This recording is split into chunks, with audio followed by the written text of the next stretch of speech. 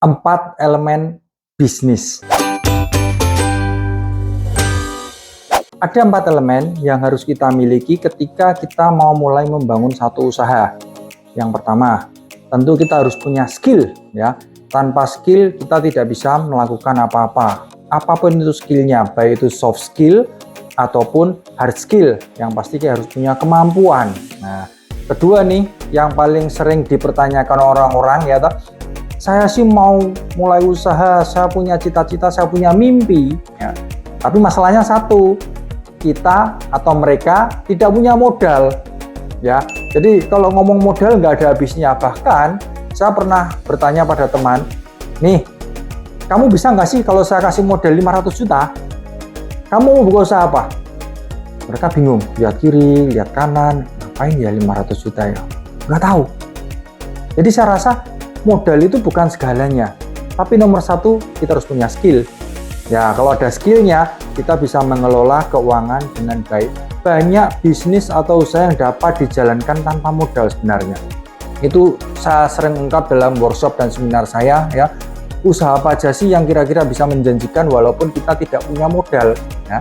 Yang ketiga, punya skill, punya modalnya, relasi. Nah, bagaimana kita bisa menjual produk atau jasa yang kita buat kalau kita tidak punya channel, teman, atau networking yang cukup luas. Nah, makanya relasi merupakan salah satu elemen yang penting untuk kita menjual bisnis dan usaha kita. Ya, relasi bisa kita dapatkan melalui pertemanan, melalui networking, apapun itu. Tapi kita harus ingat bahwa tanpa relasi, tanpa jaringan, pertemanan atau bisnis, kita bukanlah apa-apa. Ya, yang keempat, asuransi. Wah, ini penjual asuransi ini ceritanya ya. Oke, kita nggak bahas asuransinya ya, tapi saya rasa ada baiknya ya kita semua memiliki asuransi. Asuransi apa nih? Apakah asuransi jiwa atau asuransi bisnis? Keduanya teman-teman ya. Penting untuk kita memiliki asuransi jiwa ya ketika amit-amit kita berpulang, dipanggil pulang oleh Tuhan ya, mendadak dan mungkin anak istri belum menguasai bisnisnya, mereka setidaknya bisa menggunakan uang asuransi untuk melanjutkan hidup mereka dengan lebih baik. Yang kedua, asuransi bisnis.